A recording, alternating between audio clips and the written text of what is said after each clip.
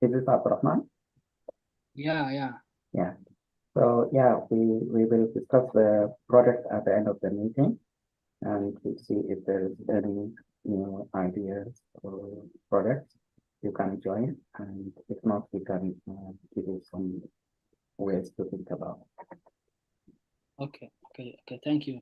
Hmm. Hello, everyone. Welcome to the Zoom meeting. Today we're going to discuss some of the cardiovascular disease, and then we will go over the agenda. So Dr. Youmna will be the first presenter. When you are ready, Dr. Youmna, please go ahead.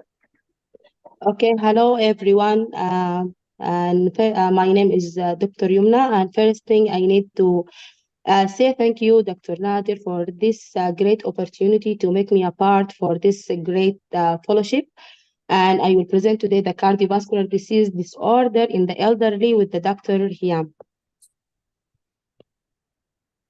Okay, first of thing, I will talk about the objective, non and understand how the cardiovascular system change with the normal aging, the sign and the symptoms of the most important cardiovascular disease in older patients, the appropriate diagnostic test to identify the presence and the severity of the cardiovascular disease, standard for the treating cardiovascular disease. Topic covered an epidemiology effect of the aging on the cardiovascular risk factor, coronary artery disease, acute coronary syndrome, chronic coronary syndrome, chronic coronary artery disease, valvular heart disease, chronic arrhythmia, peripheral arterial disease, venous thrombotic disease. The epidemiology among 870,000 deaths in the United States from the cardiac and cerebrovascular disease in 2004. 84% occurred in the adult at age of 65 and older, and 68% occurred in the 6.1% of the population at age of 75 and older. With the aging of the population, the absolute number of the cardiovascular death in the older adult is expected to increase markedly over the next several decades. The epidemiology, you will see in this diagram, the prevalence of cardiovascular disease is increased progressively with the age, exceeding 80% in men and 90% in women at age of 80 years old and more. And the principal effect of the aging on the cardiovascular system, we'll see the age effect and the clinical implications. First thing, the arterial stiffness that can lead to increase the afterload and the systolic blood pressure. Decrease in myocardial relaxation and compliance, increase the risk of a diastolic heart failure and atrial fibrillation, impaired responsiveness to the beta-adrenergic stimulation. This leads to decrease in maximum cardiac output and impaired thromboregulation, decrease the sinus node function and the conduction velocity in the atrioventricular node and infranodal conduction system. This can lead to increase the risk of sickness sinus syndrome, left atriovesicular block, and bundle branch block. And the impaired in the endothelium-dependent vasodilatation can lead to increased demand ischemia and the risk of a coronary artery disease and a peripheral arterial disease. Decrease the baroreceptor responsiveness. The clinical implication is increase the risk of an orthostatic hypotension, decrease the exercise response, maximum heart rate, maximum cardiac output, oxygen, VO2 max, coronary blood flow, peripheral vasodilatation. This can lead to decrease in exercise capacity and increase the cardiac complication like the ischemia, heart failure, shock, arrhythmia, and death with illnesses. And now I'm talking about the clinical effect of the cardiovascular changing in the healthy older adult and age-related change have modest clinically relevant effect on the cardiac hemodynamics and performance at rest. Resting heart rate and ejection fraction and the stroke volume and the cardiac output, as well as preserve even at a very advanced age. ability to respond to increased demand associated with the exercise or illnesses, either cardiac or non-cardiac, declines progressively with the advanced age. Peak aerobic capacity are as assisted by maximum oxygen consumption, LVO2 max declining incredibly with the age. Change of an organ system or can affect cardiovascular disease. I will start with the renal system. Age-relating changing in the renal system, like decrease in a GFR, decrease in a concentrated and a diluted ability, impaired electrolyte homeostasis. This can lead to volume overload with increased fluid intake, dehydration, and increase the risk of an electrolyte disturbance, increased risk of a worse outcome in the patient with the cardiovascular disease. And the changing that related to the pulmonary system, decrease in vital capacity, increase in ventilation perfusion mismatch. The clinical impact, decrease in pulmonary reserve, increase dyspnea on exertion, and decrease exercise tolerance. And the change that happened related to the age in the neurological decrease in an auto-regulatory capacity, altered reflex responsiveness, impaired the thrust mechanism. A clinical impact, impaired the cerebral perfusion, increase the risk of an orthostatic hypotension, increase risk of fall, increase risk of dehydration. Musculoskeletal system, the changing that happen in this system related on age relating, osteopenia, joint stiffness, sarcopenia. A clinical impact, decrease in exercise capacity and increase the risk of fall. And the hematological changing, altered balance between the thrombosis and fibrinolysis. A clinical impact, increase the risk of an arterial stroke MI, and the changing in the venous can lead to pulmonary embolism and a DVT. Thrombosis, increase the risk of the hemorrhage with antiplatelet, anticoagulant, or fibrinolytic therapy. In the GI system, alter the absorption and elimination of the drug, alter the hepatic metabolism of the drug. A clinical impact on the GI system, increase the risk of an adverse drug interaction and adverse event for the cardiovascular and non-cardiovascular medication. Okay, and now I will talk about the cardiovascular risk factor. The major risk factor in the cardiovascular system is the hypertension, diabetes mellitus, and dyslipidemia and smoking.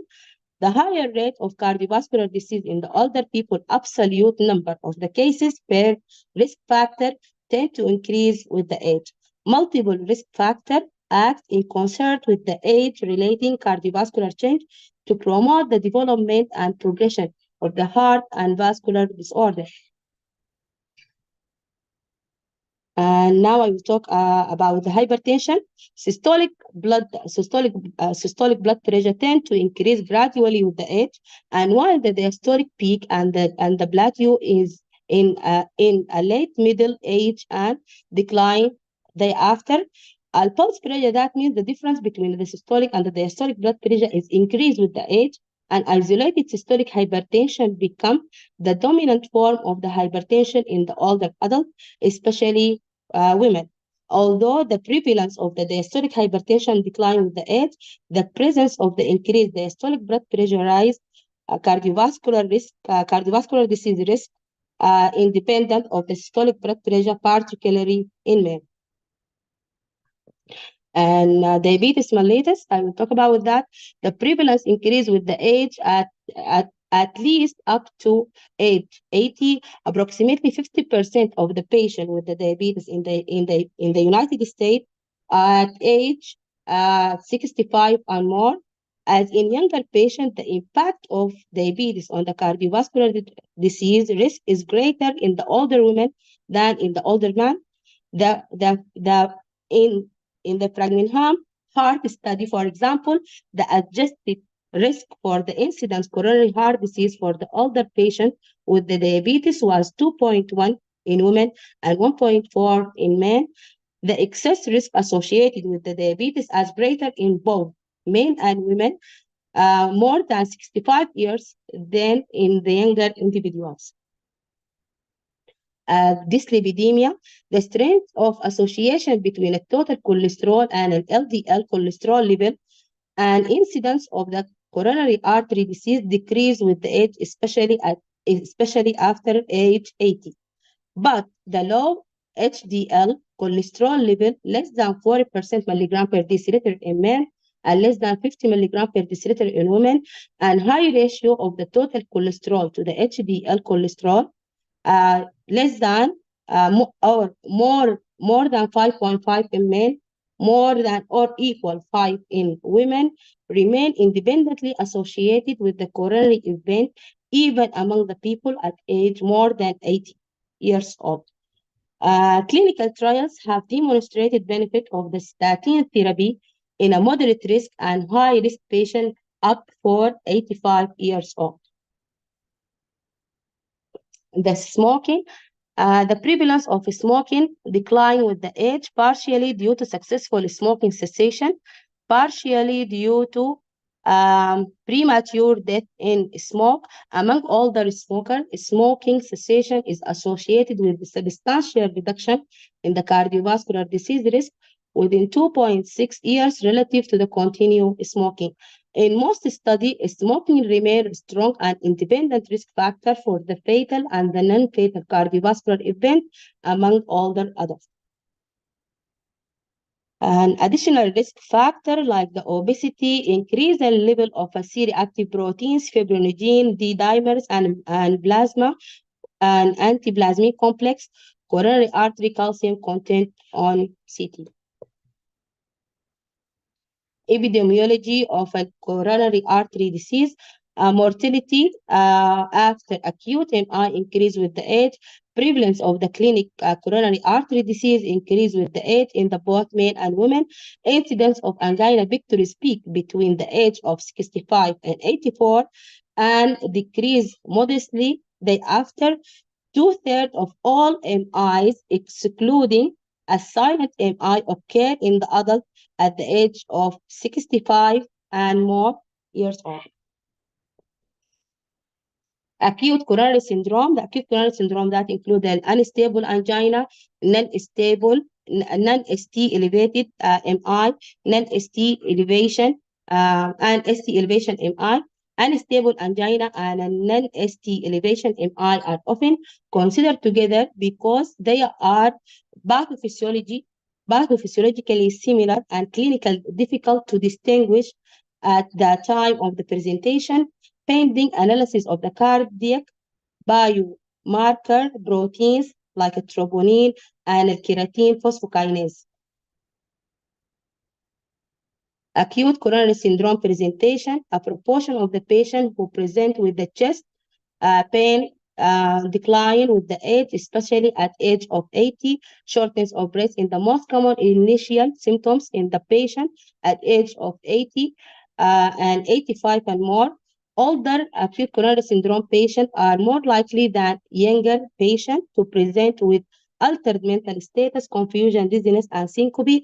Presentation delay altered symptomologically and non-diagnostic ECG often delay initiation of the treatment, thereby limiting its potential benefit and contribution to the high complication rate and worse outcome.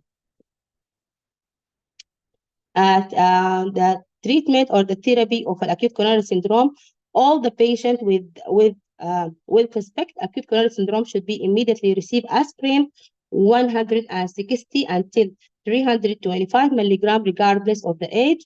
Oxygen should be administered to maintain an arterial oxygen saturation at least 92%. Patient with the ongoing chest discomfort should be received IV nitroglycerin followed by IV morphine if nitroglycerin is ineffective. The role of an adjuvant antithrombotic therapy, let's say in addition to the aspirin in the acute coronary syndrome continue to evolve. In a general, the low molecular weight heparin, enoxaparin, and deltaprin have been associated with the more favorable outcome than intravenous unfractionated heparin.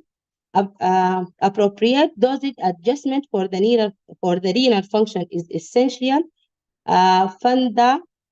Fundapronox is a factor 10 active inhibitor, and the direct thrombin inhibitor have been associated with improved clinical outcome and fewer major bleeding complications than other unfractionated heparin and low molecular weight heparin.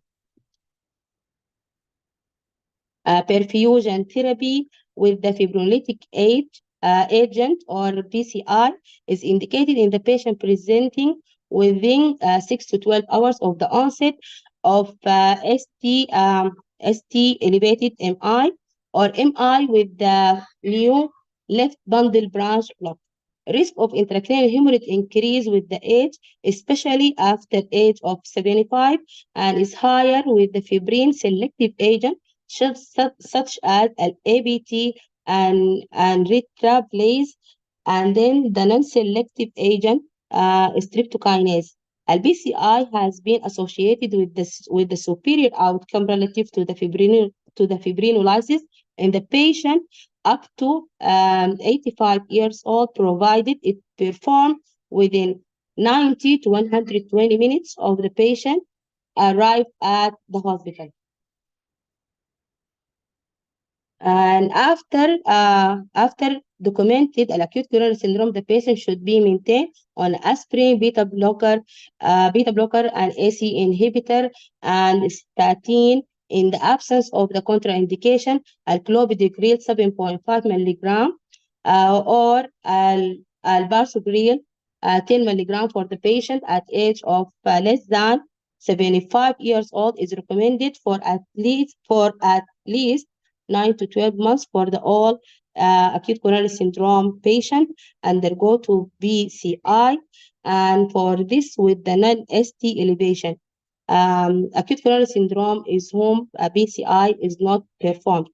Whenever possible, refer patient to the structural cardiac rehabilitation program, such as program improvement functional, emotional, behavioral, and clinical outcome, included 25% until or 25 to 30 reduction in that mortality.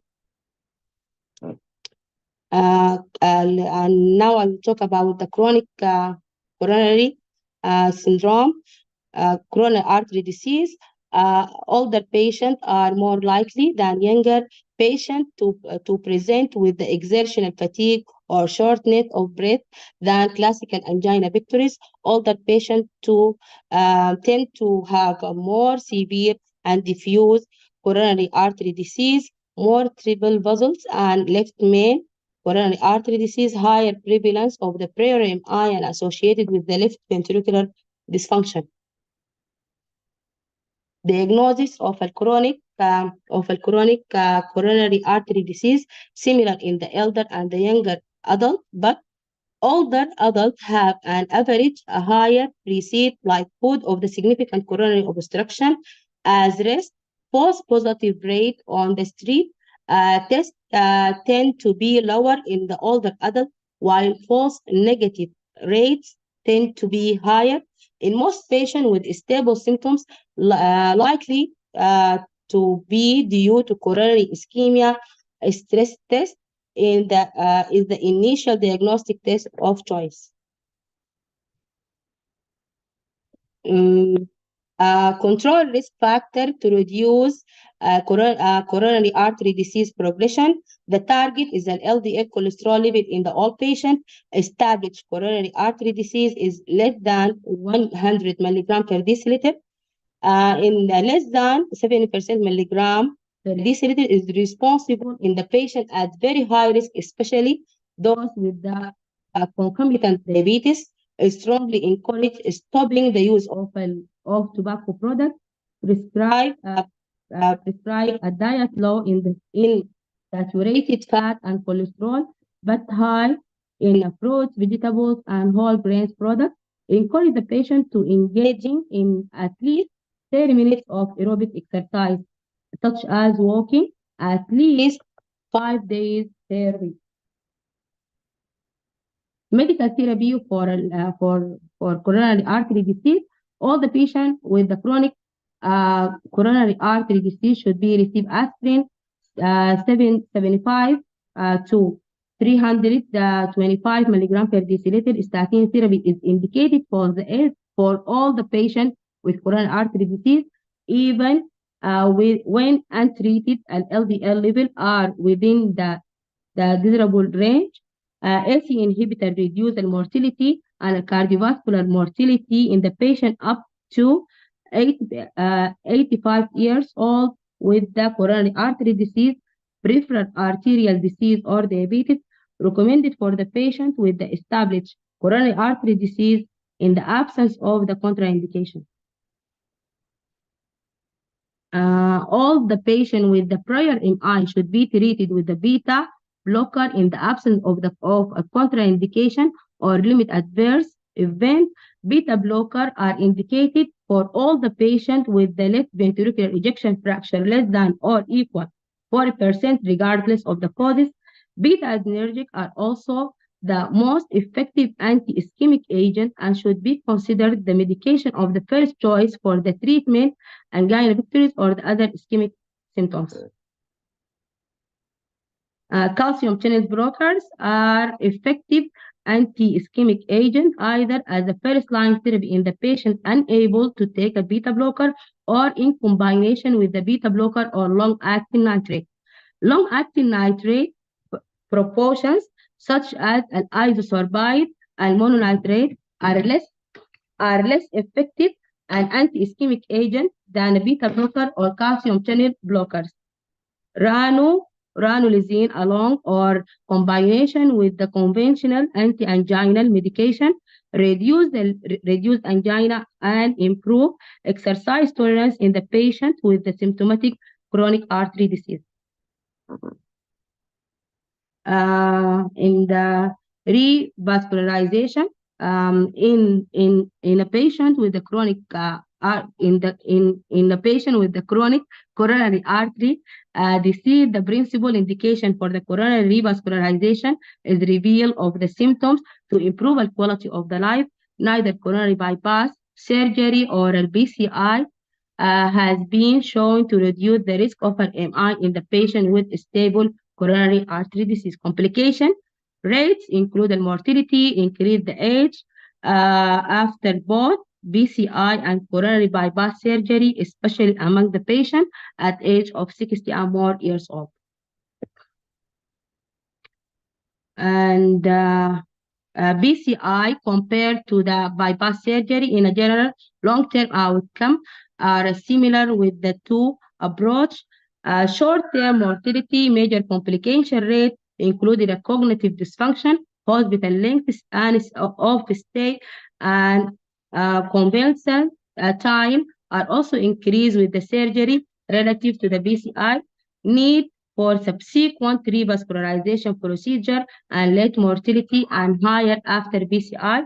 BCI is somewhat less effective in the relieving symptoms. Next.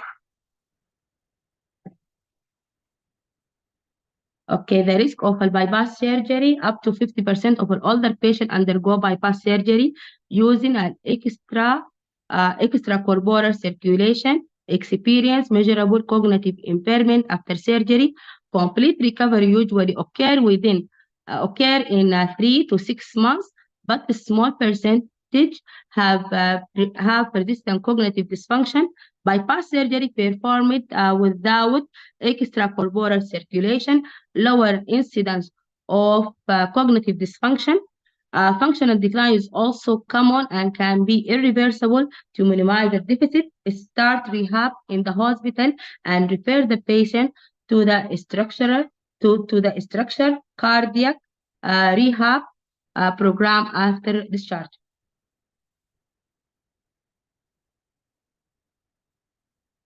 And now I will let Dr. Hiam to continue the next part of this presentation. Thank you for all of you, and now with Dr. Hiam to continue. Thank you, Dr. Youmna. Everybody, am I clear to you? Can you hear me? Yes. Yes, Okay. I can hear. Hello, everyone. I'm Dr. Hiam Ahmed, and I'll continue from here. So, with types of valvular disease, we have aortic stenosis, aortic regurg. An aortic regurg may be acute or chronic. Incidence of both increases with age. It's rarely severe enough to require surgical intervention. We also have mitral stenosis and mitral regurg, which present in up to 1/3 of older adults, but only a small proportion requires surgical intervention and may be acute or chronic. So, in diagnosing a valvular disease, echo is the procedure of choice. Doppler echo can assess the cause and severity of acute or chronic MR. Also, it provides an important information about the left ventricular size and function, left atrial size, pulmonary artery pressure, and the presence and severity of other valvular lesions. So, when it comes to aortic stenosis, we have its symptoms is angina, dyspnea on exertion, heart failure, pre-syncope or syncope. Finding in physical examination will be mid to late systolic ejection murmur radiating to the carotid, S4 gallop, left ventricular heave. On ECG, we'll find left ventricular hypertrophy. Regarding the treatment, in medical treatment is not known to be effective enough. So in surgical treatment, we have aortic valve replacement, and it's indicated for severe aortic stenosis with symptoms. Bioprosthetic valves preferred in older patients. So in older patients being considered for aortic valve replacement should have coronary angiography first, because significant cardiovascular disease is present in 50% of patients. Okay. Next, we'll go to the aortic regurg. Can be acute or chronic, asymptomatic or minimally symptomatic in mild to moderate aortic regurg, dyspnea on exertion, heart failure, angina, and severe aortic regurg. On physical examination, we'll find increased pulse pressure, bounding, collapsing pulses, early diastolic decrescendo murmurs, systolic ejection murmurs, and acute severe aortic regurg. On ECG, we'll find left ventricular hypertrophy in severe chronic AR, tachycardia in acute AR. In chest radiograph, we'll see cardiomegaly in severe chronic AR and pulmonary congestion in acute AR. When it comes to treatment, the medical treatment in less severe cases is by controlling hypertension and other risk factors, vasodilator therapy with nifedipine, hydralazine, or ACE inhibitors as alternative to the aortic valve replacement in severe chronic AR.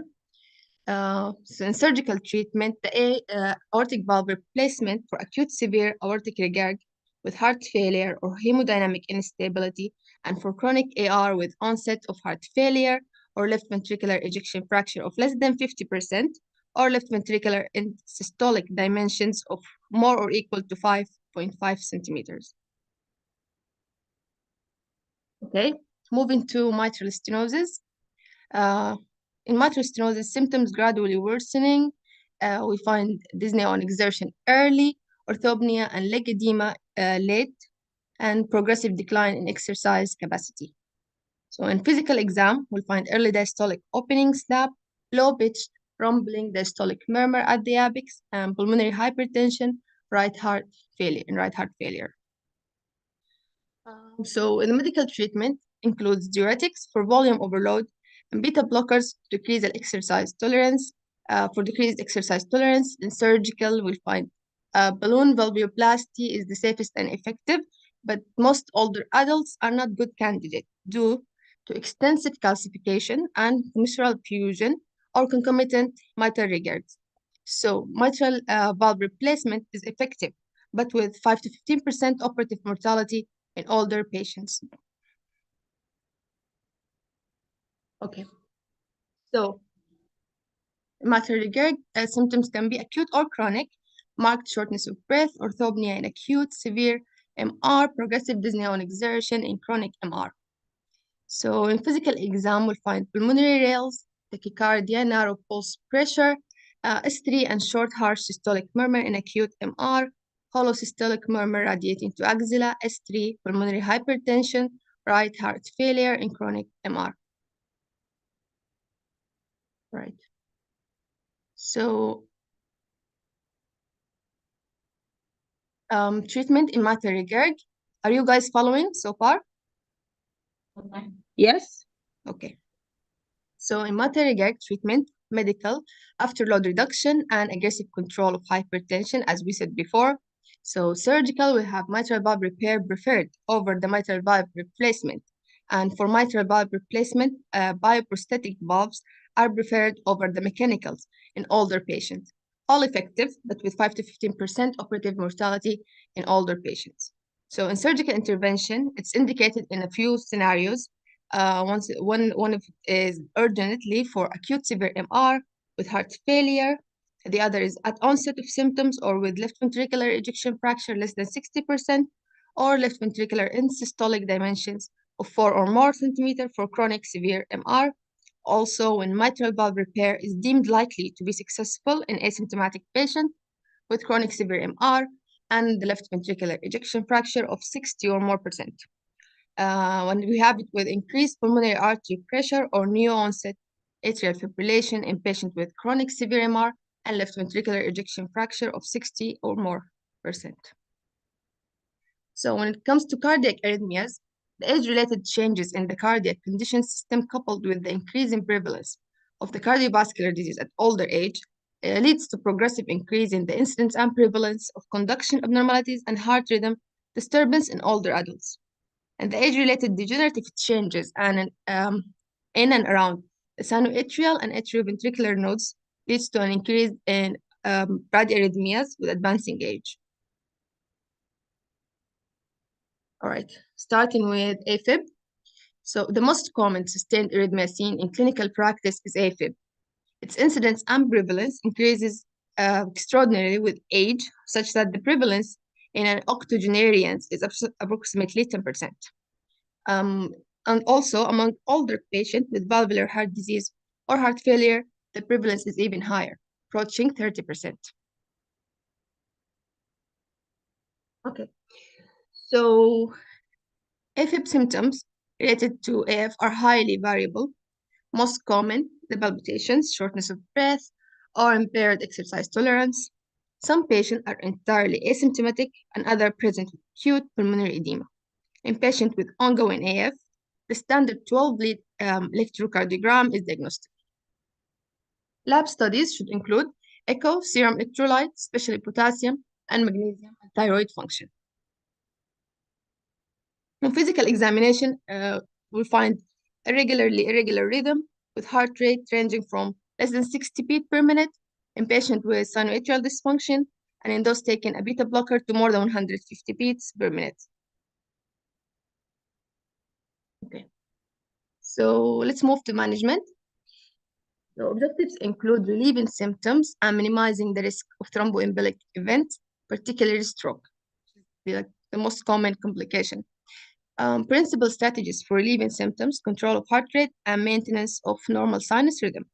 Patients who experience significant shortness of breath, fatigue, or exercise intolerance attributable to AF may be best managed with antiarrhythmic drugs therapy aimed at maintaining sinus rhythm. So, alternative to antiarrhythmic drugs therapy for maintenance of sinus rhythm includes catheter ablation of the arrhythmogenic foci, usually through pulmonary vein isolation, and the surgical maze procedure. All older patients with paroxysmal or persistent AF requires stroke prophylaxis. So two main options for stroke prophylaxis were warfarin, titrated to maintain an INR of 2 to 3, and aspirin 75 to 325 milligram per day alone, or at times in combination with clopidogrel. Okay, so it's helpful to certify if a patient, according to stroke risk, will be using the CHAD-BASC score. It's currently the most widely used scheme. CHADS to assign 1 point for chronic heart failure, hypertension, age more or equal 75 years, and diabetes, and 2 points for prior stroke or transient ischemic attack. So in general, patients with CHAD score of 0 are at low risk of stroke, and the risk of warfarin outweighs the benefits, so aspirin therapy is appropriate. And for CHAD2 score of 1, either aspirin or warfarin is acceptable. Regarding score of 2 or more, warfarin is indicated in absence of contraindications. Okay. Other supraventricular arrhythmias, let's talk about the atrial flutter, which usually occurs in older patients with concomitant AF, and management is similar to AF. Symptomatic persistent atrial flutter and unsatisfactory response to medical therapy, we're going to consider catheter ablation. So we also have atrial tachycardia, AV nodal reentrant tachycardia, accessory pathway mediated SVT, and multifocal atrial tachycardia. Treat underlying condition and provide rate control medication. In selected patients with recurrent symptomatic episodes, antiarrhythmic medications or catheter ablation may be considered. Okay, moving to ventricular arrhythmias. So frequent ventricular premature beats, ventricular couplets, and short runs of non-sustained ventricular tachycardia. No therapy unless highly symptomatic, in which cases beta blockers are the medication of first choice. Longer episodes of ventricular tachycardia associated with dizziness or syncope refer patient to a cardiologist or electrophysiologist for ICD or antiarrhythmic drug therapy. Patient with NYHA, which is New York Heart Failure, New York Heart Association, Heart Failure Association, class 2 or 3, heart failure, left ventricular ejection fraction of 35%, and life expectancy of 1 or more year. Patient may be considered for an ICD regardless of whether ventricular arrhythmias are clinically manifest. So moving to bradyarrhythmias. Patient with mild bradycardia, resting heart rate 50 to 60 beat per minute are often asymptomatic. May protect against development of angina pictures in cardiovascular patient with more marked bradycardia, resting heart rate of 40 to 50 may experience fatigue, lightheadedness, especially on standing, or reduced exercise tolerance. In pre-syncope or syncope may occur in patients with profound bradycardia, which is heart rate less than 40, or asystolic pauses of 3 or more seconds, whether due to sinus node dysfunction or heart block with the AV node or infranodal conduction system. So age-related degenerative changes in the sinoatrial node, AV node, and infranodal conduction system result in a marked increase in bradyarrhythmia with increasing age. More than 75% of pacemaker recipients in the US are more than 65 years old, and half are more than 75 years old. Okay, so how to diagnose bradyarrhythmia? We start by excluding significant electrolyte abnormalities, and we measure the thyroid troponin level to exclude hypothyroid and review the patient medications. Detection of significant orthostatic hypotension should prompt a search for potentially treatable causes, including the adverse event of medications, dehydration, or autonomic dysfunction due to diabetes, amyloidosis, Parkinsonism, or other neurologic disorders. With pre-syncope or syncope should undergo carotid sinus massage to evaluate for carotid hypersensitivity. So the most commonly used medication associated with bradycardia in older adults include beta blockers, including eye drops, deltazine, verapamil, clonidine, amiodarone, and other antiarrhythmic agents, and cholinesterase inhibitors in patients with orthostatic hypotension, pre-syncope or syncope. Blood pressure should always be measured in the supine, sitting, and standing position. So, if symptoms occur daily or almost every day, a 24 to 48 hours ambulatory monitor may be helpful for confirming or excluding the bradycardia or other heart rhythm disorders as the proximate cause. In patients whose symptoms occur at least once a month, but not daily, a 30-day event monitor may provide a definitive diagnosis. So in patients with rare but recurrent symptoms of a serious nature, an implantable loop recorder may be considered. We also need to correct any treatable causes, like we said. hypothyroid, and also such and other like causes as medication, and eliminate potentially offending medication if possible in patients with confirmed symptomatic bradycardia not amenable to conservative management. Permanent pacemaker implantation is warranted. Okay, so moving to peripheral arterial disease. The BAD encompasses disorders of the abdominal aorta, renal and mesenteric arteries, iliofemoral popliteal arterial tree. The prevalence increases with age and is higher in men than in women. The risk factors include hypertension, diabetes, cigarette smoking, and family history. So how to diagnose? At least 50% of patients with PAD are asymptomatic or attribute their symptoms to another disorder. This proportion is probably even higher in older adults due to more sedentary lifestyle. So formal history and physical exam to screen for symptoms and sign of PAD is recommended for patient 50 to 69 years with risk factors for atherosclerosis, patient above 70 year with or without risk factor, men more than 60 or equal with a family history of abdominal aortic aneurysm. Okay, so how to treat? We use aspirin 75 to 325 milligram. Clopidogrel 75 milligram is more effective than aspirin in reducing cardiovascular risk in patients with PAD, but aspirin plus clopidogrel is not superior to either agents alone. Clopidogrel is recommended as a reasonable alternative to aspirin in selected patients. ACE inhibitor or ARB for prevention of CV events is reasonable in patients with symptomatic PAD. And patients with leg PAD should exercise regularly, preferably under supervision, to include walking at least 30 to 45 minutes, at least 3 times a week, for a minimum of 12 weeks.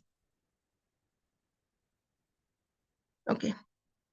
So when it comes to revascularization, it's indicated for patients with severe symptoms attributable to PAD that haven't responded to aggressive medical risk factor modification, exercise, and pharmacotherapy.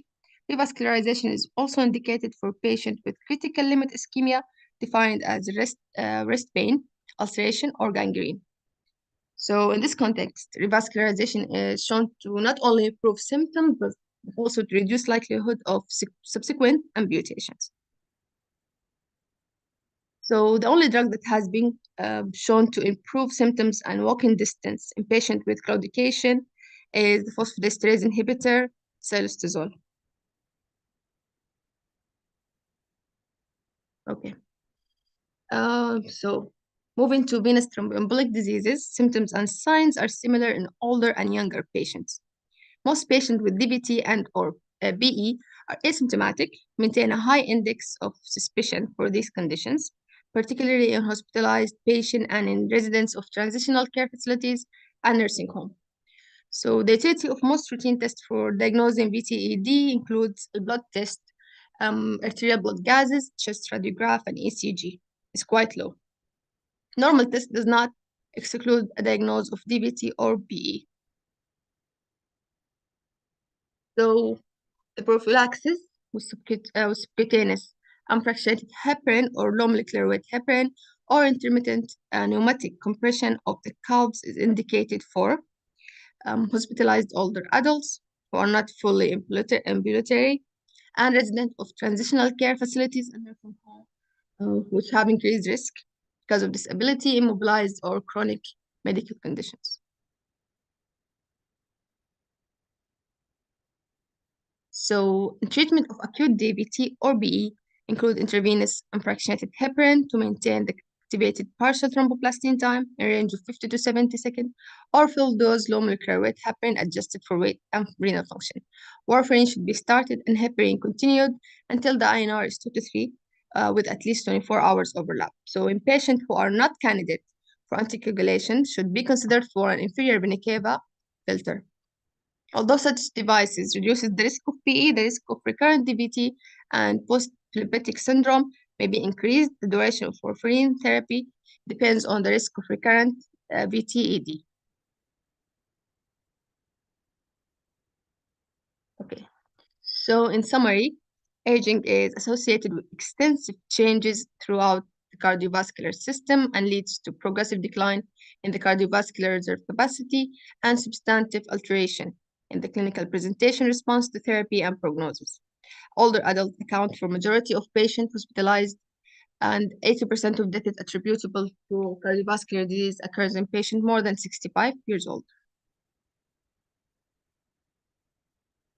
AF is the most common sustained dysarrhythmia in clinical practice, increases in prevalence with age, and 50% of all patients with atrial fibrillation are age 75 or older. Most of the patients respond to the rate control medication and antithrombotic therapy, but some require antiarrhythmic drugs to maintain the sinus rhythm and alleviate symptoms. Again, the prevalence of PAD increases with age. The PAD is a potent risk marker for concomitant CAD and cerebrovascular disease. So management of PAD include treatment of hypertension, dyslipidemia, diabetes, tobacco abuse, with the existing practice guidelines. So moving to the cases. Are you ready for the cases now? I'll read the question and I'll give you a minute to think about an answer. Okay.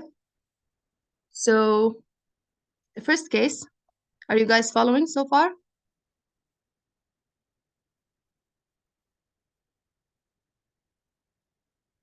Can someone tell me if you are following? Yes. Okay. So the first case, a 92-year-old man who resides in an assisted living facility has increase in shortness of breath with activity, an increase in frequency of chest pain. The chest pain responds promptly to sublingual nitroglycerin. He walks daily, reads, and plays the piano. The history includes severe aortic valve stenosis with preserved ejection fracture confirmed by echo, paroxysmal AFib accompanied by shortness of breath, hypertension, dyslipidemia, osteoarthritis, lumbar spine disease, GERD, PBH, and depression. So he's pale and appears younger than his stated age.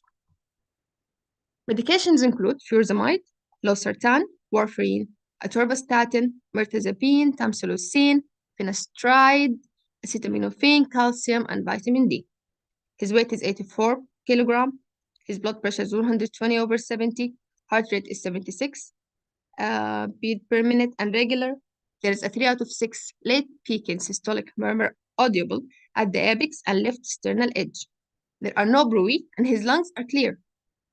So he did well on the mini-mental state exam, scored 29 out of 30, and Charleston Comorbidity Index is 6.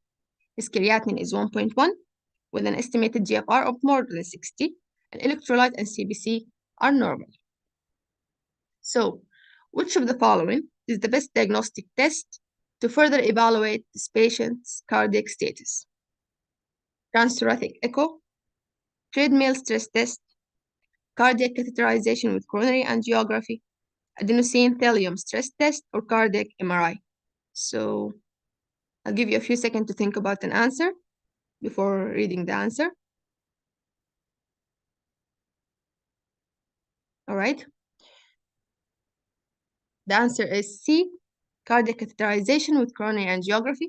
So this patient with previously diagnosed aortic stenosis, present with worsening symptoms, the only definitive therapy is valve replacement, and the information needed to guide the procedural approach is the presence or absence of a concomitant CAD, or mitral valve disease. So the gold standard here for assessing the severity of the aortic stenosis and to measure the cardiac hemodynamics and acquiring information on the coronary artery anatomy is left and right heart catheterization with coronary angiography. Because we already said he had echo before performed, and it's just a severe aortic stenosis, so no need to repeat echo again. It's unlikely to contribute any additional information. So an MRI can provide anatomic information on the valve, but it has limited information on very proximal coronary anatomy. Okay. So moving to the next question. So a 78-year-old woman has recurrent syncope and falls that do not correlate to time of day or activity. The episodes are not preceded by symptoms and are not accompanied by incontinence or major injury. She reports no chest pain, palpitation, or acute illnesses. She had percutaneous angioplasty and a bare metal stent inserted 10 years ago for single vessel right coronary artery disease. Medications include a diuretic, aspirin, amlodipine, clopidogrel, and statin. As she's dressing, she has lightheadedness. Rhythm stripe shows third-degree heart block with a 4-second pause. Her blood pressure is 148/84 supine and 152/86 standing. Pulse is 70 beat per minute in supine and standing position. Her lungs are clear, heart sound normal. There is a 1 out of 6 diamond-shaped murmur at the left sternal border. Distal pulses are intact and there is no ankle edema. A recent echo showed a left ventricular ejection fraction of 55% without segmental wall motion abnormalities and aortic sclerosis. So, which of the following therapies is indicated for this patient? Discontinue amlodipine, warfarin therapy, permanent pacemaker implantation, internal cardiac defibrillator implantation, scopolamine patch. Again, giving you a few seconds to think about an answer.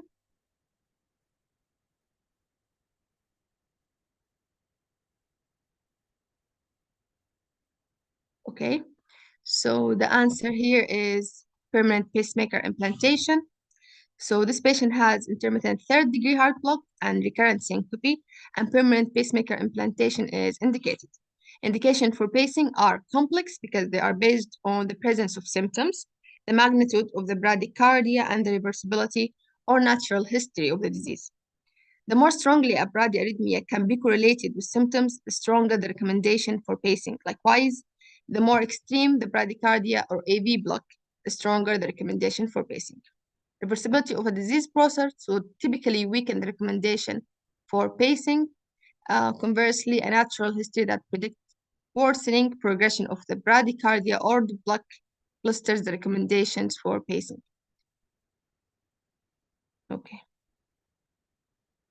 Okay, moving to next case.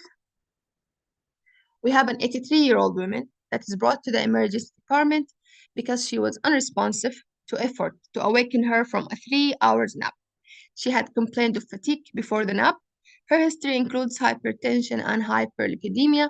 Medications include a thiazide diuretic, a calcium channel blocker, and a statin. She's aroused at the emergency department but is extremely lethargic and unable to answer questions. Her blood pressure is 100, systolic, and pulse is 90 beats per minute. So neck veins are mildly distended and scattered rails are audible. There are no murmurs, gallops, or edema, and no focal neurologic deficits. Her initial ECG shows ST elevation in lead 2-3 AVF and V5, V6, and depression in AVL and V1 to V2. So emergency physician initiated the acute MI protocol and administered aspirin, oxygen, and beta blocker. The local hospital does not have a catheterization lab, and an ER physician contacts you because he wants to transfer the patient to the nearest large hospital, which is 20 minutes away. So which of the following is the most appropriate? We continue with conservative management, no fibrinolysis or percutaneous intervention because of the patient's age and indeterminate presentation. Or B, begin fibrinolysis as soon as possible. C, transfer to the outside hospital for BCI. And D, transfer to the outside hospital for urgent coronary artery bypass graft. So what are your answers?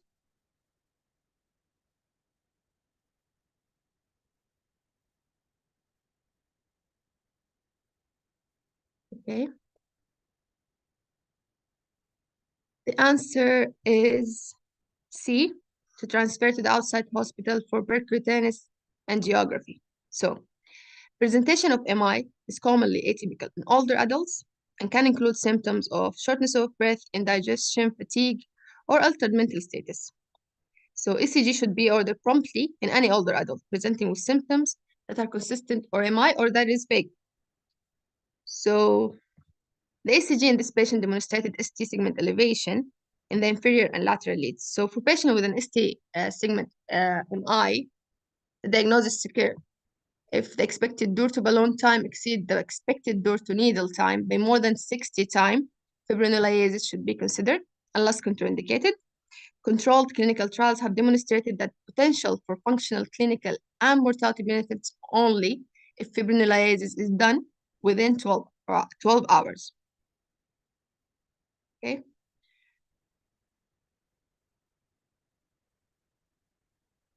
So that's all, everyone. That's the last case. Thank you, everyone, for listening.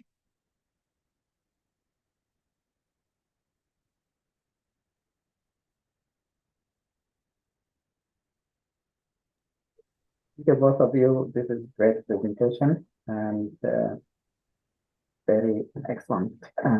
Thank you so much. Thank you, Dr. Nader. Any questions or in addition, any comments? That would be great.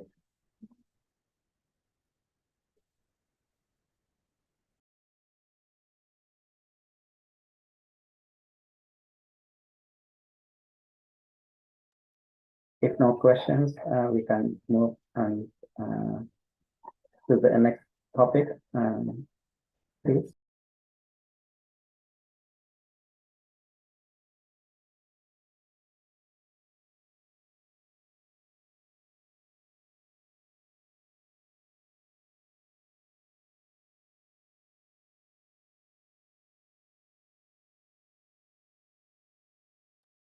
Anyone from the green team?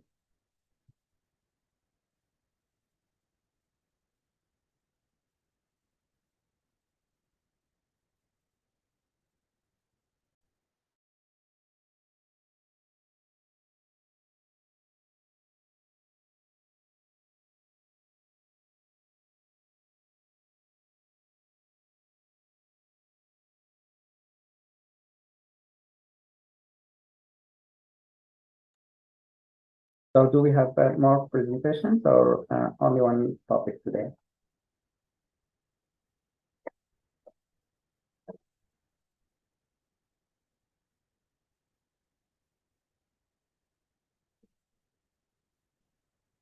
So we can move on to the agenda. We're supposed to talk about different topics, so I'm gonna just share the screen with you guys.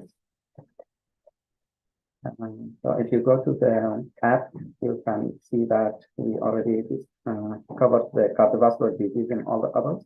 And it's an important topic. You're gonna see a lot of these patients in your practice when you go to internal medicine, family medicine, or in general, if you go to other specialties, you may find some people around your community, your family, patient may complain of some cardiovascular or have some, they may have some issues. So to understand the basics and help them, I think this is a very good review of major condition or disease affect all the adults. So thank you so much for the presenters.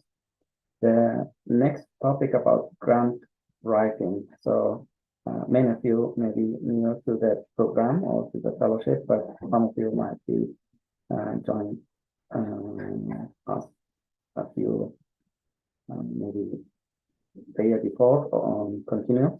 So what usually we do is we want to teach you the basic of the research, and we want to move on until you become a good researcher.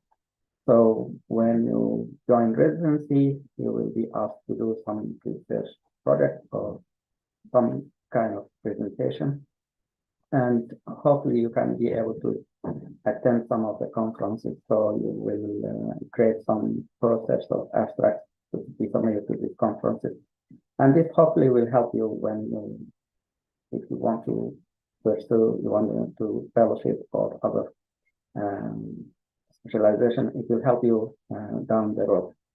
In case you want to continue with the research, some institutions will ask you to write some proposal for grants. So you can start with small proposals, projects within the institution, and I'm gonna just go over some examples here. And then as you become familiar with the process, you can reach out for bigger donation, like some organizations will fund bigger projects, and at that time you will have some collaboration. So you may be the principal investigator or co-investigator, and with your collaboration, with other institutions. Maybe you can also reach out and find some grants. The top sources for grants is the NIH. So this will be difficult to obtain, very competitive. But if you know what you are doing, if you have a great idea, if you put the proposal in a way that convincing, and usually you will have some help from your institution, and then you can secure this grant and you can get funding for your project. So to start with, can I just share with you my experience here at MSU? So when I started, I did my internal medicine. I wrote some abstracts for local conferences, and we've been accepted. So I presented some of these abstracts along with my group. And then when I became a fellow, we did a fellowship 1 year. So I worked on a project about the use of opioids in nursing homes. What happens if the patient says, I don't like this medicine, or it's not helping me, so we need to switch the medication.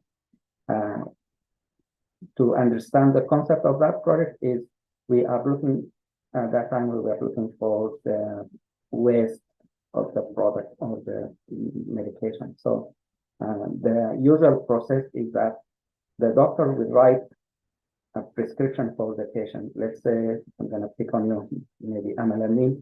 You are a patient of mine, you have back pain, so I will prescribe Norco or some morphine.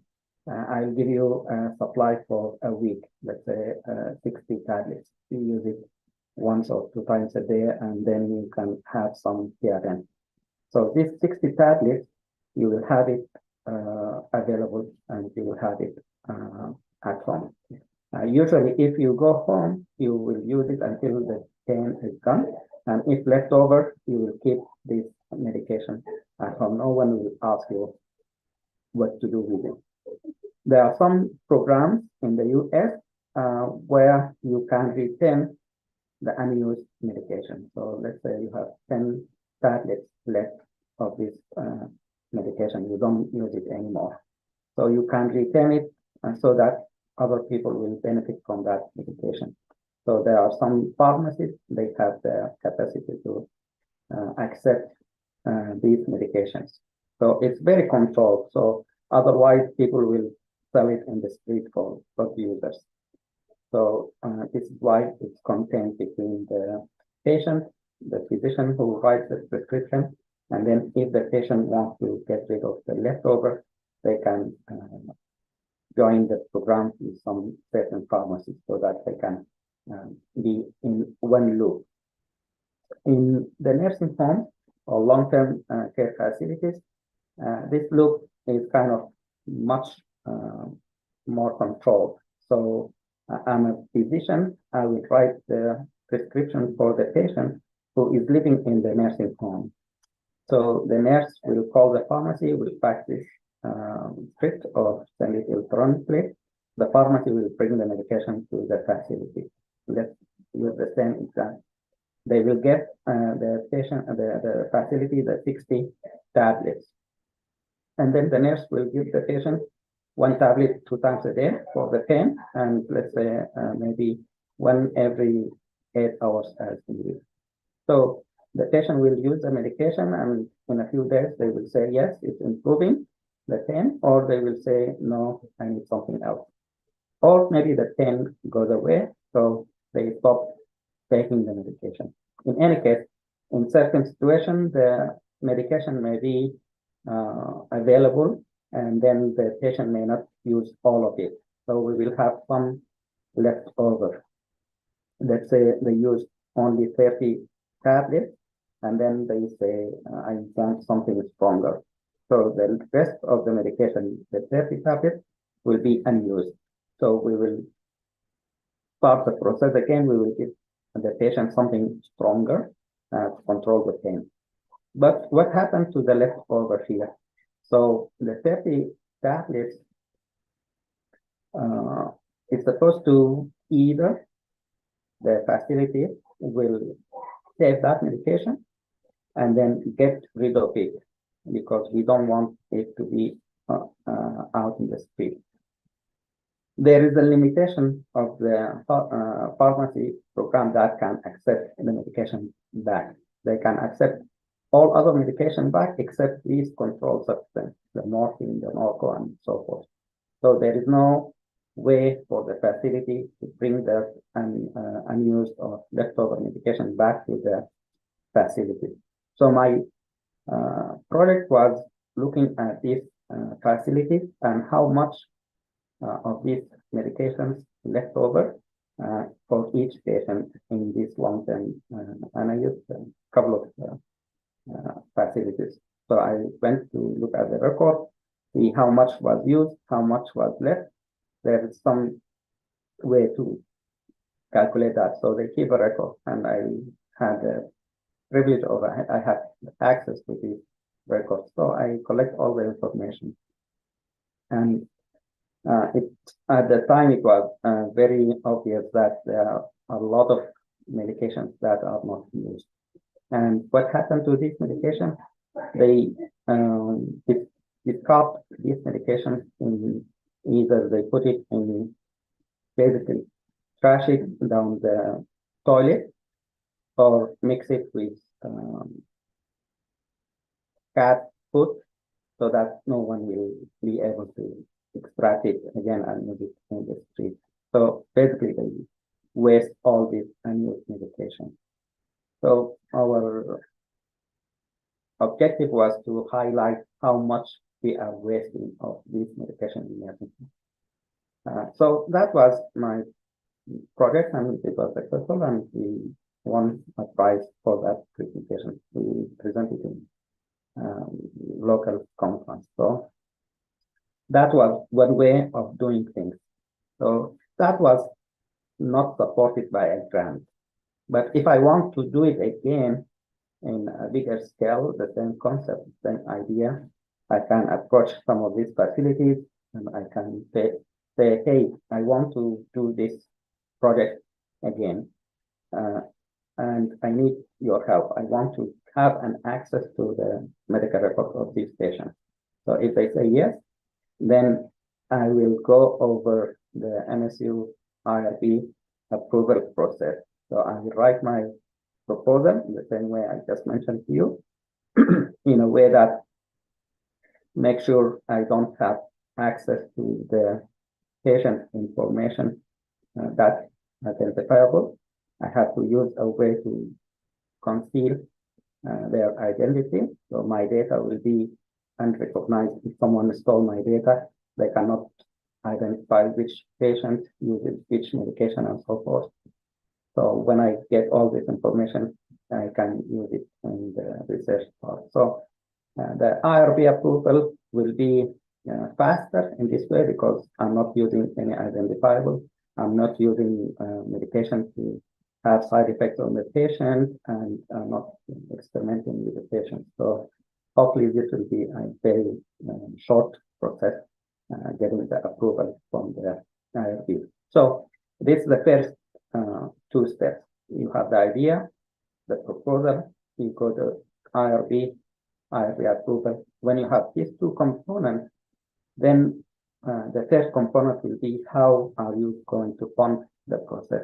Let's say I want to hire two of you to do this for me. So each one will cost whatever amount of money to do the job for me.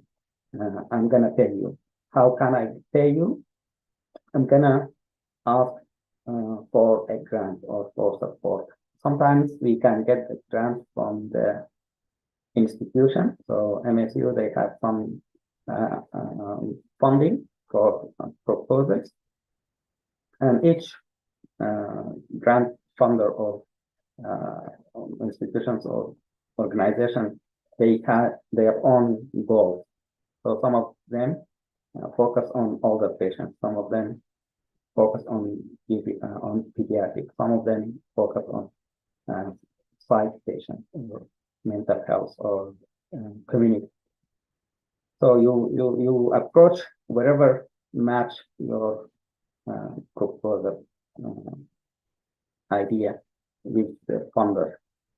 So when you have the proposal ready, you write it according to the criteria for that institution or that organization, and then you submit. So I'm gonna try to show you how we did this in actual. Give me a second.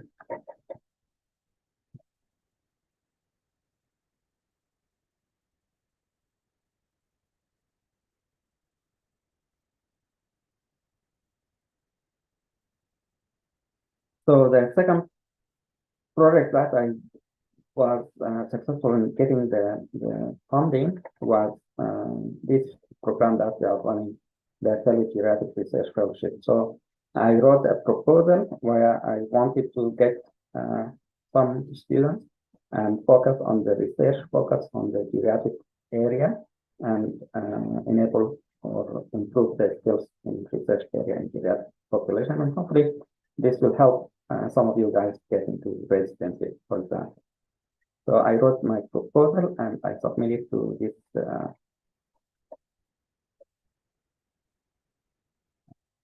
endowment fund here at MSU.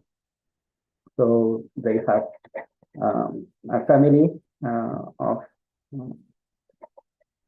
physicians, and they were working here at MSU, and I think one of them died. This is a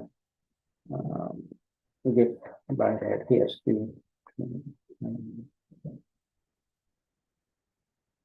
who passed in 1997.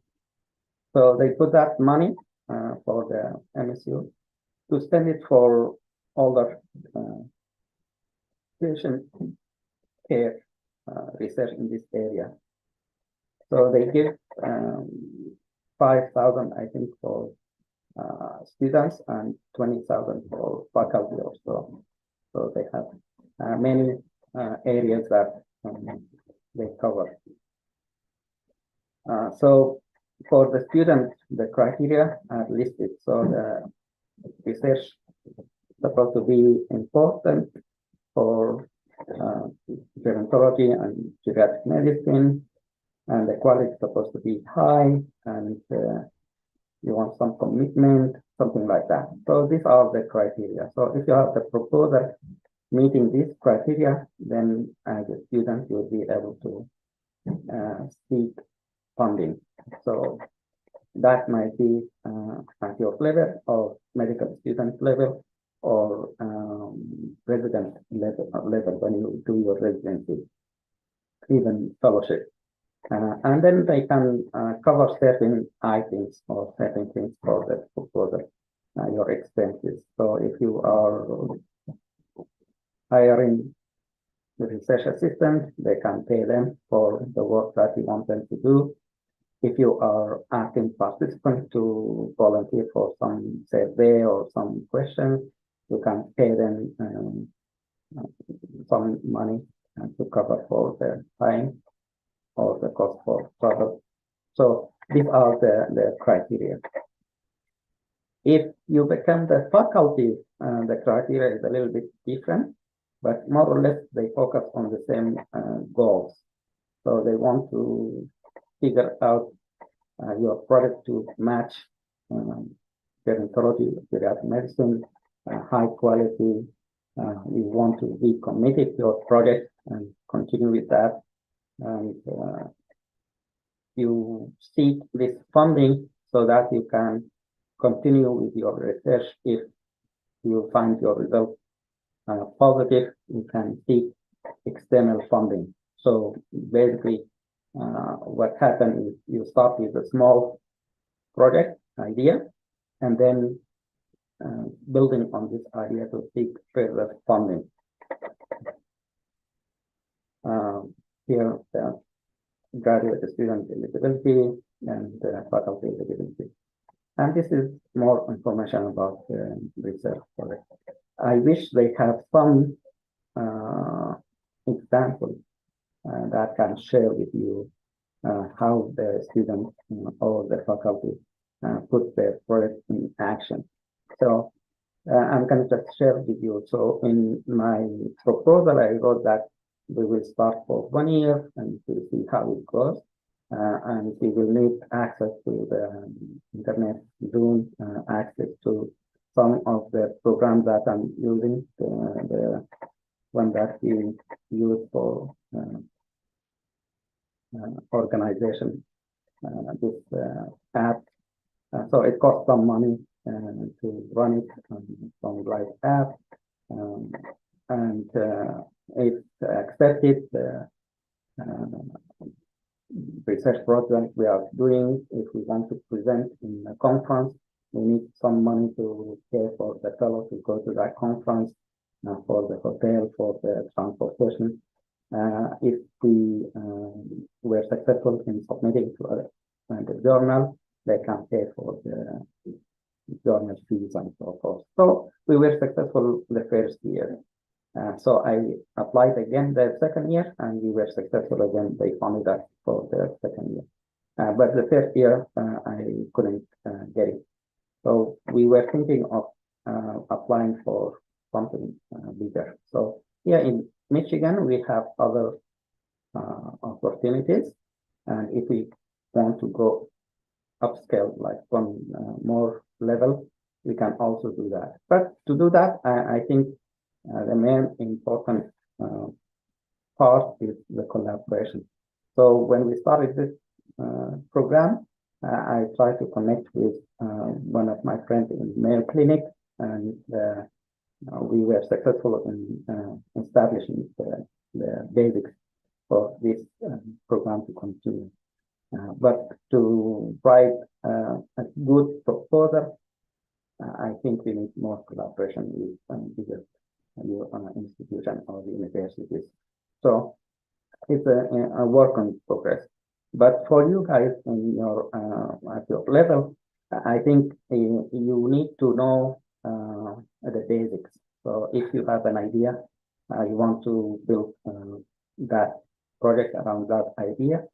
So the first step is, what are you doing? If you need patients, then you need IRB approval to get into the chart and get more information.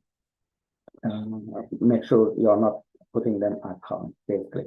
When you have all these components together, the idea, the proposal, and the IRB approval, then you will go the next step of finding a funder who can match their goal with your project, and they can accept your project. So you submit it to that identity, and hopefully you will be successful in getting support from that. So what happens is you will submit your proposal. It's going to be like a stepwise what the details of how you are going to go the process, like the method, basically. So you're gonna identify what the first step, second step, third step, and then how are you going to use their money for the first step, how are you going to use the rest of the money for the second and third step, and then you can put a timeline for you to follow your goals. So I'm gonna say in the first 2 months, I'm gonna do this, second 2 months, I'm gonna do this, and so forth. So they can track your progress. So you will have a way of following certain timeline areas or milestones where you will say, I will finish this by 2 months. Sometimes you might be lucky to finish it the same time you set, but sometimes it may take longer. There is a room for change of the timeline. But they want at least in 6 months, you will write a report about how far you are doing and how much you use out of the money that we get from the funding. Let's say you got 20,000 In 6 months, I'm going to use the first 5,000 to establish the program for this fellowship, for example. So by the 6 months, I will write a report of what I was able to do successfully and what I couldn't do. So I'm gonna put it in the 6 months later. So it's kind of, you just update them with what you are using their money for. And sometimes they ask you at the end of the year the full report. So you want to keep track of how much you spent, on what did you spend. And sometimes if you need more money, they can tell you, okay, show us what you need that for. So they can put some, sometimes you can extend. In our case, I think we extended one term, like we did not use all the amount that they gave us. So we told them to extend for another 6 months so that we can promote the program. And we were successful, they approved that. So we used the rest of that money. So for us, we were successful in the beginning, and now in the we are in the process of taking more funding from the later funders, basically. In your level, if you need any help with the process, let me know. I can show you details of the example that we have. Sometimes if you want to approach the organization for similar projects in the past, some of them may give you access. They can give you the proposals that were given to them in the past that they funded. Mostly or most likely they will give you the whole proposal, but they will de-identify the person who wrote the proposal or the contact information and any sensitive information in that report. So we will have the proposal, but some areas might be blanked out for you. But at least you will have the idea of how you write the proposal, and then hopefully you can match the goal and can get successful. Sometimes it's very competitive. Usually within the university, it might not be as competitive, but as you go up in the level, like if I apply for Michigan funding organizations, it might be very competitive. And then when you look at the national funder, also NIH and so on, it's going to be very, very, very competitive. It's very tedious. You have to think about each level, each step, and how are you going to use the money, and how can you put the timeline so that you can meet. And hopefully you will be realistic as far as putting all this together. Sometimes they can give you feedback. Let's say I submitted my proposal. They have their committee in that organization. They look at the proposal and say, oh, it seems it's a good idea, but some of the technical things that you are very optimistic, and we don't think you will finish by the timeline you are saying you can do. So they will return the proposal to you so that you can adjust it and clarify things or fix some of the minor things that they focus on. Be realistic. So they will do that, and then hopefully you will fix, edit, and then send it back, and hopefully you will get the acceptance from that organization. If you get the acceptance, then you will get the money, and then you can start with the proposal and the project, and hopefully you will be able to write your progress report, give it in 6 months, and then final report in 1 year or so. So this is how we did it and how it's done. In bigger projects, you will have collaboration, so you will have more people involved. You will have someone who will focus on writing the proposal, someone who is focused on the budgeting, and someone who is working with let's say you need subjects or participants, then you will have someone whose job is to focus on human resources. So at the end, someone will get all this data, put it together. You will have some statistician to help you with data analysis, and then maybe some of the team members will be working on finalizing the product. Like you can submit it as paper or oral presentation in some of the conferences, and then they can pay for you for the paper, or they can pay for the travel and cost for presentation in these conferences. So this is in summary how we do the topic about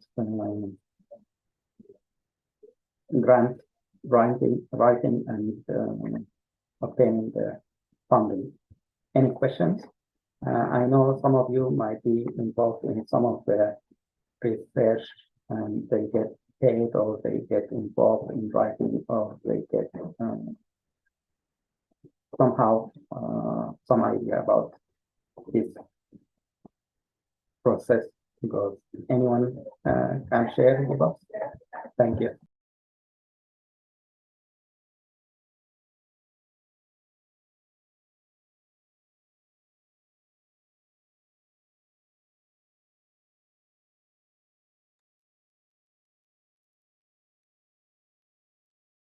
Anyone work in the research as a research assistant? Anyone work in an institution here in the US or abroad?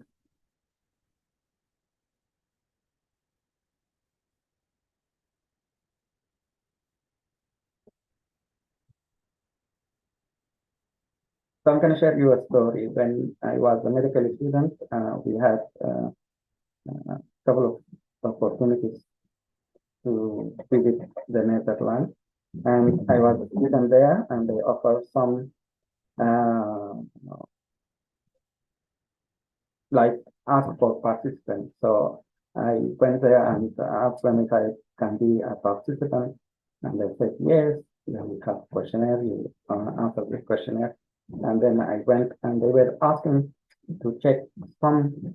I don't remember the details of the experiment, but they want you to be running in a straight mill, and then they put the oxygen, see how your heart rate, how your other functions, so they document some of this information, and at the end of the day, they will give you some money stipend for that.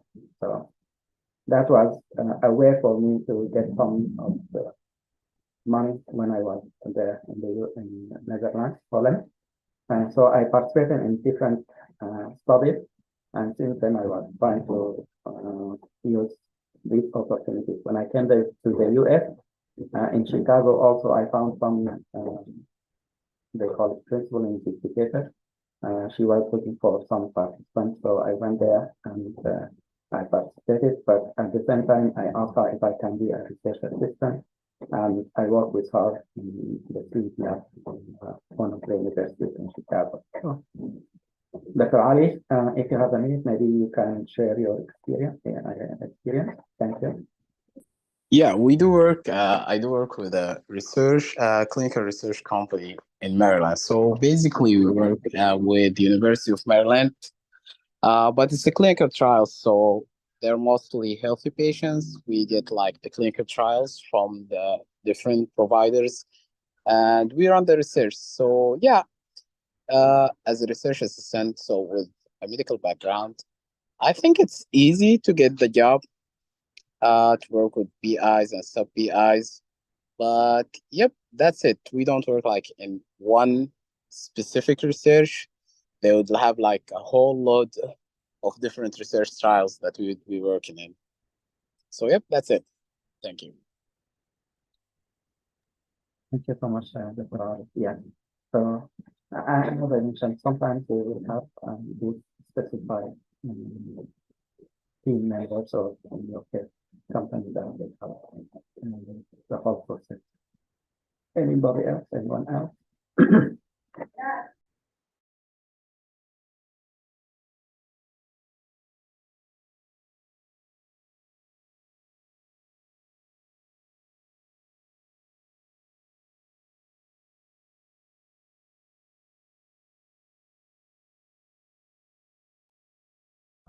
So if none, any questions about the topic itself? Any comments and suggestions?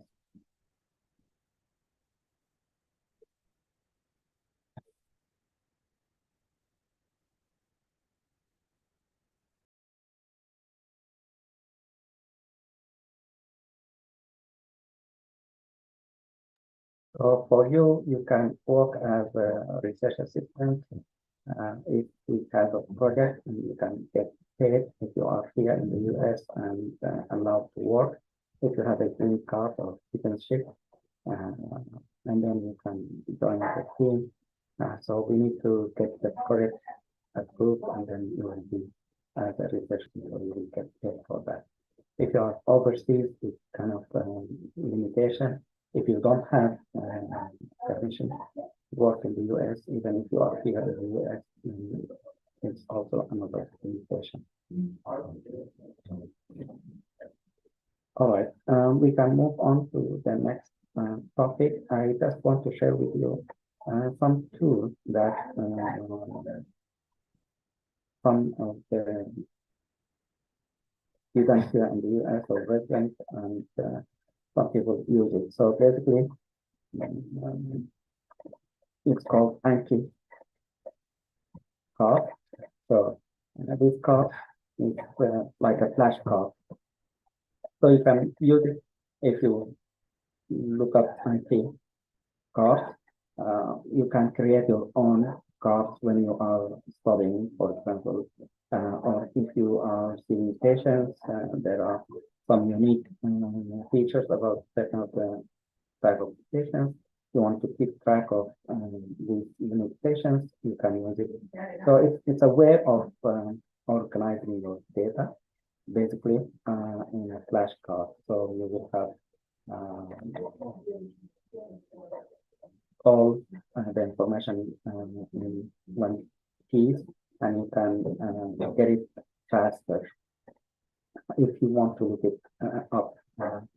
Let's say in patients with congestive heart failure, they have low ejection fraction and they are on lasers.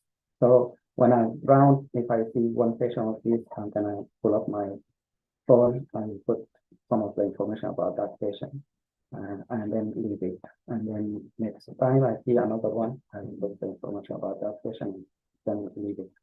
By the end of the first year, you will have a lot of patients who have similar disease presentation or similar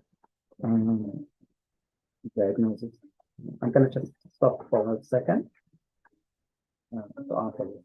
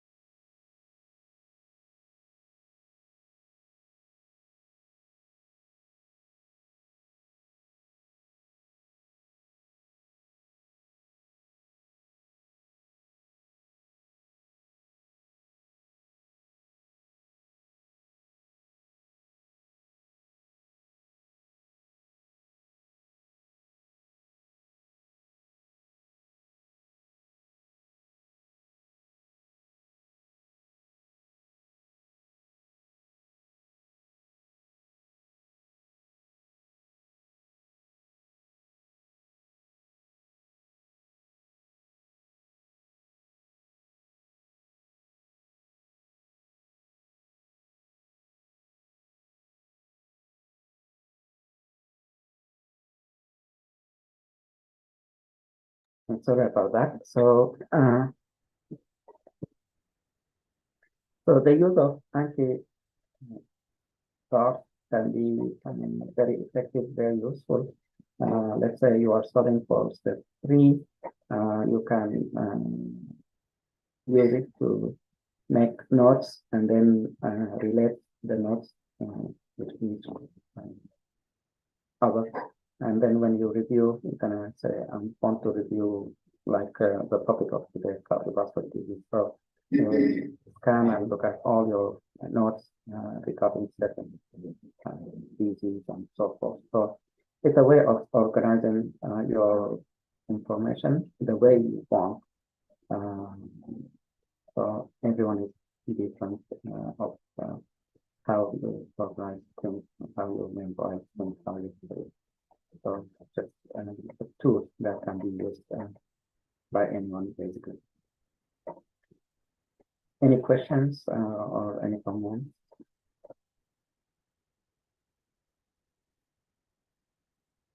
So you might look it up, look at the videos, look at how it's used, and maybe you can give it a try.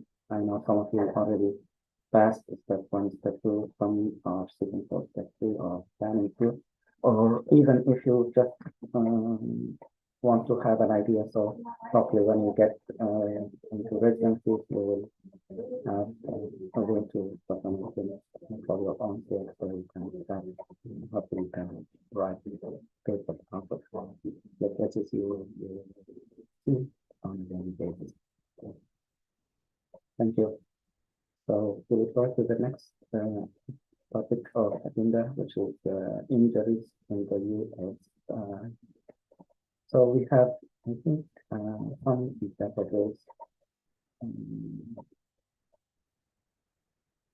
injuries.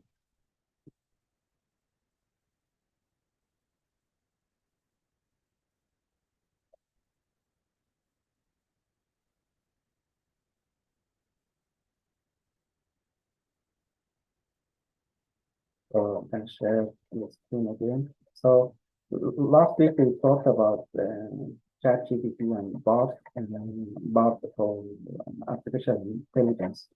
So I'm going to show you, today I asked the machine to tell me more about injuries in the US and the database. So here we can see several databases that are tracking injuries in the US. So let's say I had a fall and I have a fracture of my arm, and this is actually what happened to me a few years ago. I was shoveling the snow, I went down and broke my arm. I went to the hospital, and I'm glad that they fixed the fracture. So what they do at the hospital, they keep track of all these fractures, and then submit the information to a database. And so in the US, they keep track of who had falls with injuries, and what type of injuries.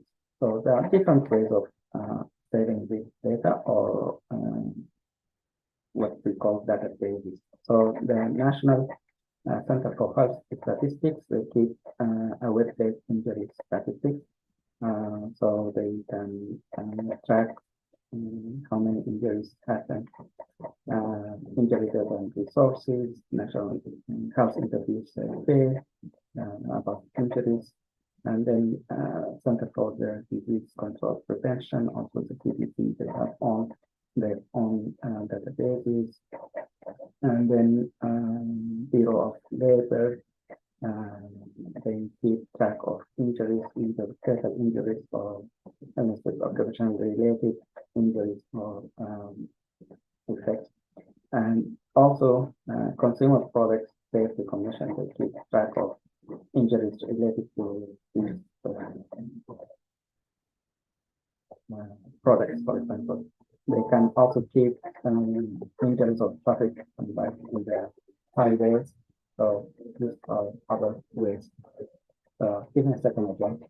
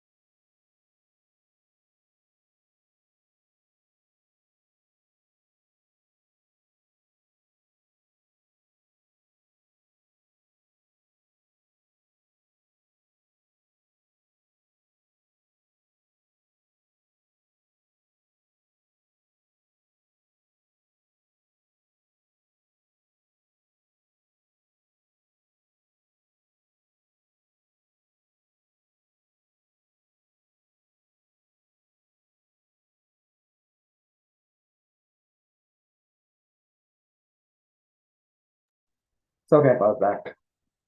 So I wanted to share with you these resources because I was reading one of the articles, and they used some of the databases and the article about eye injury. So I didn't know that when you go to the emergency room with eye problems, injuries, they keep that in the database. So each hospital, they send their information to a localized database where you can access all these injuries. Let's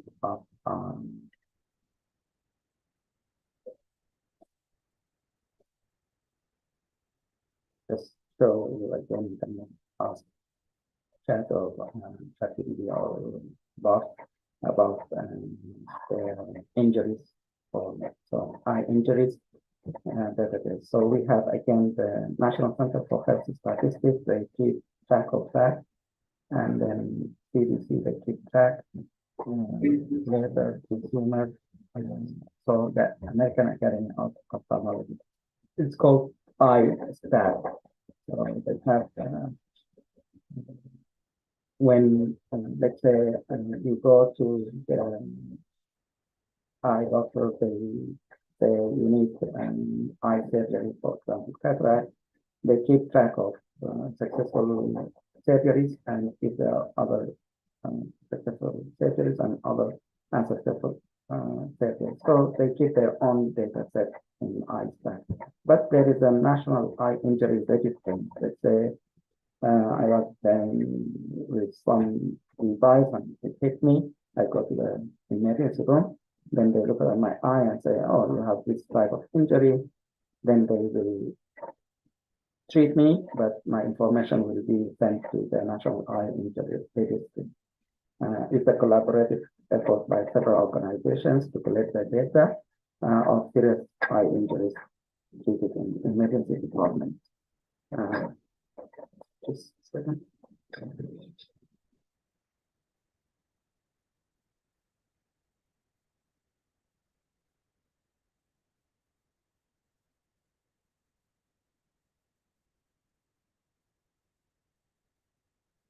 So if you are interested in eye research, then you can look at all this data set, and then you can answer your research question out of all this database. Let's say I want to see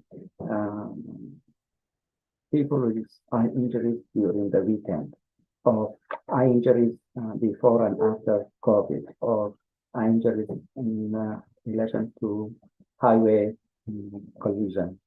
Whatever research question that you have, you can look at this type of data set and see if you can have an answer to that question, and you can publish it as an abstract. So if you want to write a paper about that, you can have that abstract. So there are different ways of using this data set according to what you're interested. So if you are interested in a certain aspect, you can look at that aspect and create your query or your research question, and you can find some of the answers in this data set. Some of them are free, some of them you need to buy the data set.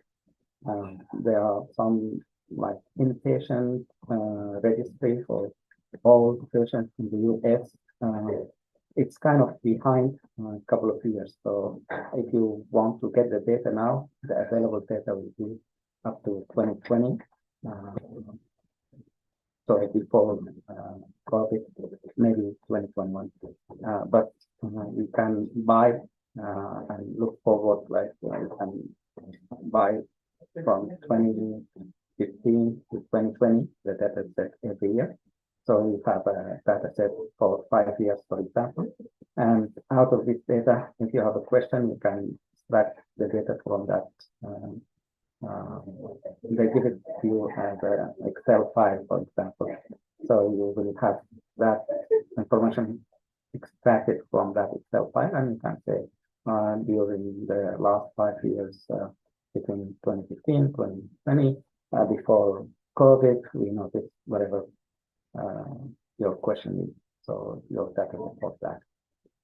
In a couple of years future, you can look back and compare that to what happened during COVID. So in between 2019 to 2025, for example, you will say within this 5 years, we'll notice whatever question that you have or observations with data. So sometimes people use it and you can create a lot of information, a lot of data, research answers, or like abstracts or manuscripts out of all these data sets. So a lot of data is available there. It depends on what's your question, what's your research question. And then if you have money, we just talked about the grant. So if you have a research question that's good enough and you want to target, let's say, in the eye problem, we want to look at eye injuries for people in certain age, in certain area or duration time period, then we will write a proposal. Maybe we can send that proposal to MSU neurology department or some organizations, neurology, American Neurology Association, something like that. So you will write your proposal so that it match their interest or their goals.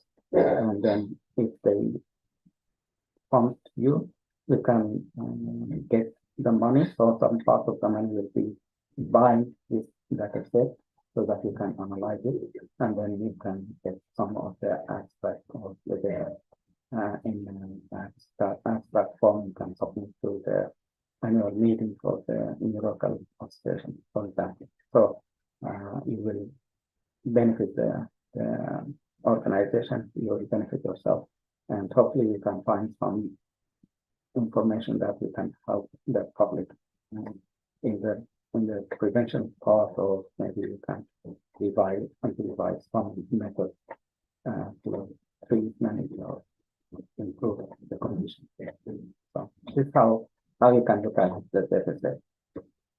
Thank you. Any questions or any comments, any experience with national or localized data set? Thank you.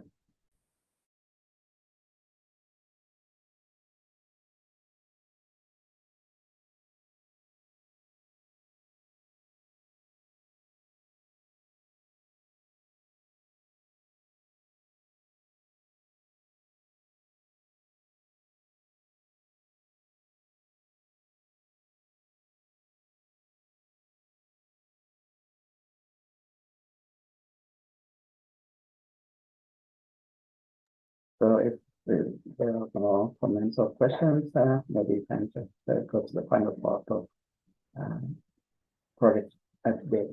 Any one of you working on a project that they want to share the progress or any new ideas, research ideas, questions, or new projects, or new application development, please go ahead, raise your hand or something.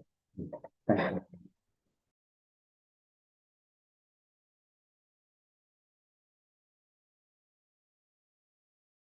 Dr. Matas, go ahead. Good evening, everyone. Thank you for the presentation. Thank you very much, Dr. Nader. I have an update regarding the e-cigarettes side effects and everything that is known about them. So we're currently working on the manuscript and the abstract. For the abstract, we're currently at the data collection part. So we're going to study the 2022 and 2023, all the reports on these 2 years regarding the abstract. We're having our deadline to submit the abstract to the American Thoracic Association, which will be in late January. That's the deadline for the submission, but we'll also be looking for other areas as a backup. For the manuscript, we're currently also in the data collection part, but we already finished the introduction and the methodology. So that's the update. Thank you. Thank you so much.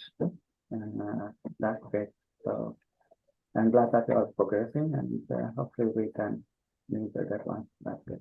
Thank you. Excellent. Good job. Anyone else?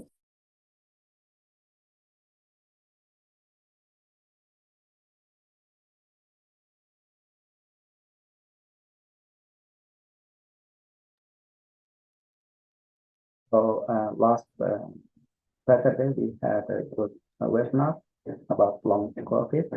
A few of the fellows in this program, and we have some invited neurologists who help identify or clarify things. So we had a very good webinar. We're gonna upload that with the app, and it's gonna be online available for you guys if you want to have an idea about long-term COVID effects, and it affects the heart and the neurological part or musculoskeletal. So we discussed that last week. We have a weekly grand round and MSU and the hospital. So if you are interested in neurology, you can access the grand rounds that will happen on Friday. Start up Thursday, Friday morning. So the link will be available on the app as well. The internal medicine grand rounds will be every 2 weeks. Also, it will be in the app. I think in the coming 2 weeks, so it's going to be holidays, but in January they're going to start again. Any other ideas for projects, new projects? We have new fellows, so some of them are interested in joining some of the what is going on. I know some of you are working on app development. We successfully have 3 applications, and they are accepted or published and Google Play Store and Store, and we are in the process of trying to convert them into Apple Store so that we can have version for both Apple and Samsung phones. Any updates? I know some of you are working on some other app development. The dental group are working on an app with the dental focus area and the kidney or renal disease. So any work from any of you guys who are working on these 2 ideas?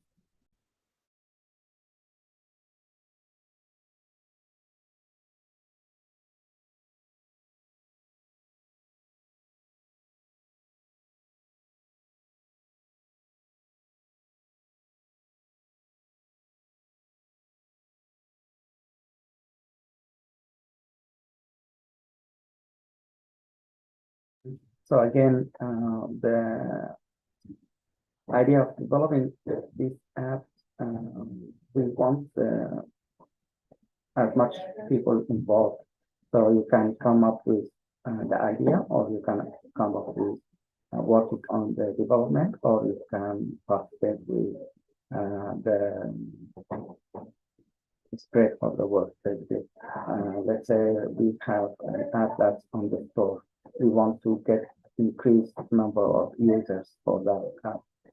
If you know someone in your close friends area or WhatsApp group or LinkedIn or Twitter, you can help us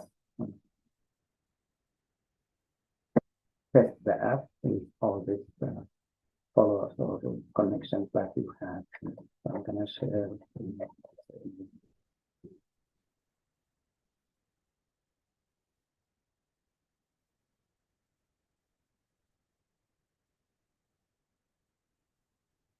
So we have the INR card, and this is one of the app.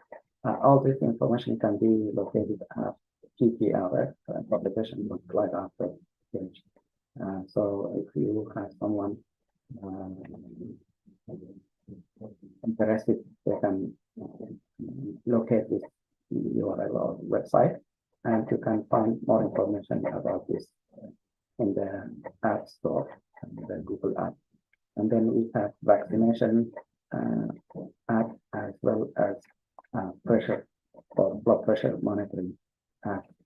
As you see, all these are available in Google Play Store, but we want to convert these into applications in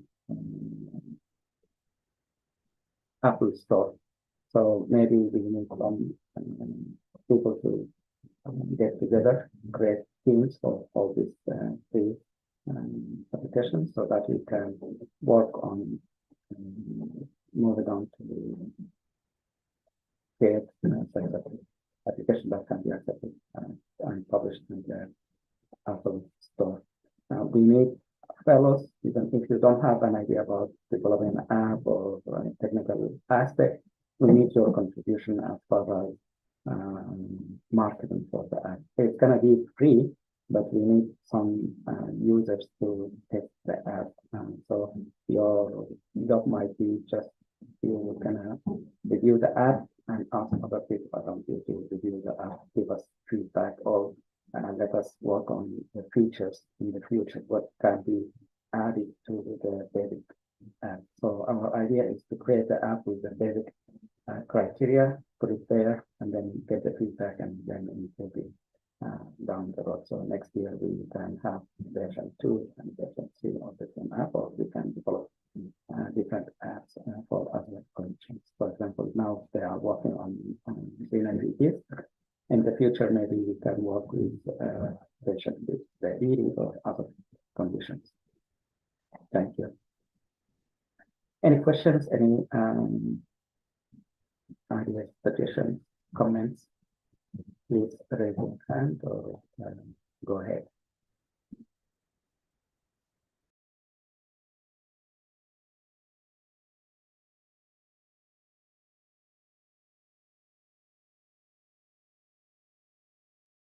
Assalamu alaikum, Dr. Nader. I just want to ask about the pediatric COVID long-term effect webinar.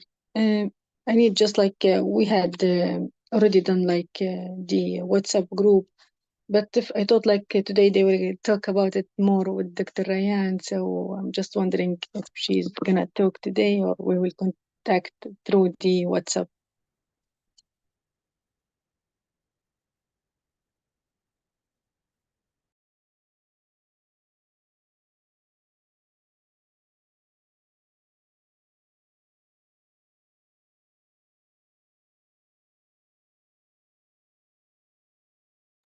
Oh, sorry, my voice up. So I didn't see Ryan joining the Zoom meeting today. So usually they do that through the WhatsApp communication, WhatsApp group. So Sonia, Dr. Sonia, go ahead. Yes, hi, Dr. Nader, how are you? Very good, thank you. Thank you. So yeah, Dr. Rayan, I think updated the WhatsApp group. If you can check, she wrote what exactly how we're gonna work, and I think she already put something in the WhatsApp group. If you can go back to that and read it. I believe she's waiting for people to give their ideas, but she already suggested what she thinks, how she start.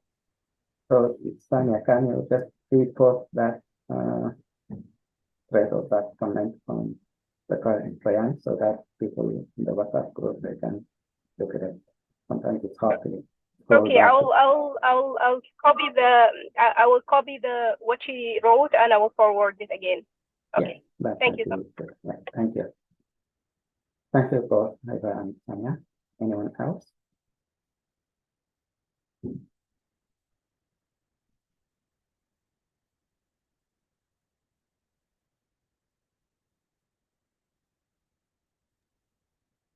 Hello, Dr. Nadir. Hello. No, sorry. I was asking, is there any IM project that's going on? So any project leader in this group that accepting your fellows to work on the project. So Abdelrahman was arrested. So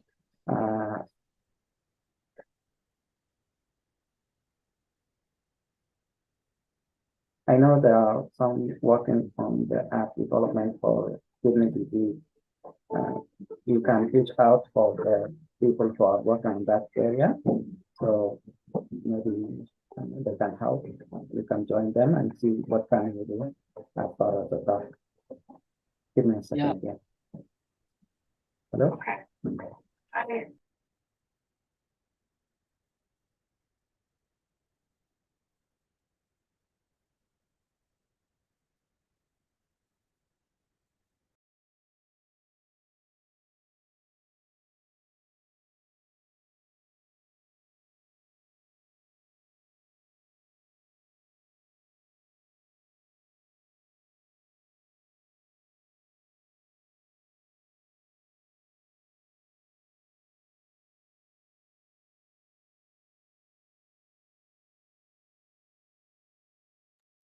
Sorry about that. So in the WhatsApp group, maybe you can reach out for the project regarding the if you are interested in joining the app development, and they can do that. Or if you want, you can reach out for the dental group. They are also working on development of the app. As far as abstract and manuscript, you can also ask if there's room for those to contribute. Yeah, I tried to reach out them out on the WhatsApp group, and I tried to message, but no one's replied yet. So I think they might be busy or they might be offline. So yeah. So in that case, maybe you can shoot me an email, and I'm gonna find research idea and gonna share with you so that you can create. So what happened is that for all new fellows, is that when we have new ideas, let's say we want to develop a new project, so we will need one person to be the project leader, and usually someone who has some time and can create a team, divide the task in the members, and then keep track of who did what and the deadlines, and hopefully we can finish the project in time so that we can either submit it as an abstract or manuscript and take it to the next level, basically. So if you are available, you can be the project leader. If you have limited time, you can be a project team member. But in any case, when we have an idea, some of the fellows in this group, they will work in certain tasks. Let's say we want to look at the literature, we want to see which journal we want to submit the idea, we want to look at similar conferences. So all these people in the team, they will have opportunity to work together so that they can achieve all the tasks together. And the faster they work together, the less time it will take, and hopefully we can be successful at submitting on my time and kind of fashion way to meet deadlines. For example, American Direct Society, they have conference coming. The pain association, they have deadlines coming in January, something like that. So what I suggest is sometimes we look at what happened last year or the year before, look at the abstract in these conferences and see which one meets your interest or which one has the potential to extend the idea from that project, and then work on getting more information. So what I did in the past, I asked some of the fellows to look at previous abstract that was successfully accepted in one of the conferences, and then not necessarily copy paste the same the abstract, but get the idea, and then maybe you can replicate it with some modifications so that they can be successful. Let's say some people participate in the AGS regarding falls in nursing homes, and that study was done in New York State. So we can duplicate the same concept, but in Michigan. So if we have the same method, they reach out to nursing homes in New York, we can reach out to nursing homes in the Michigan area. And then they collected the data, we can collect the data. They analyze it, we can analyze it. So their results may be different than ours, so we can submit our abstract to the ATS and say, in the past, last year, a group from New York, they published their work and they found this, and we repeat the same method in Michigan, and we found this, and we think the difference because of whether there's more ice or more snow or in Michigan or whatever. So we can do the replication and modification of some of the ideas. This is how we can modify, improve, and carry on some of the new research ideas. Thank you.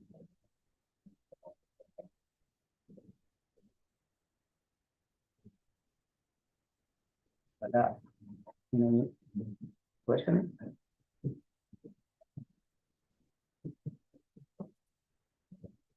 I think you made a comment that you are interested in joining or participating.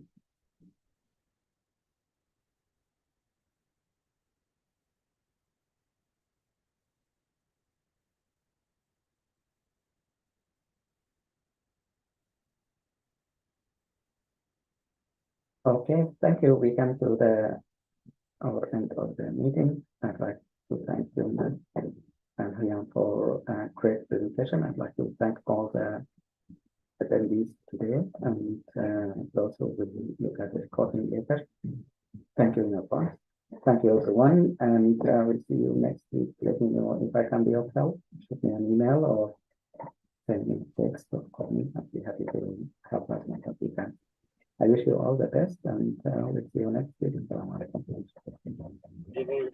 Thank you so much, Dr. Nader. Thank you, Dr. Nader. Thank you, Dr. Nader. Have a great weekend. Thank you. Bye-bye. Bye. Thank you, Dr. Nader. Thank you.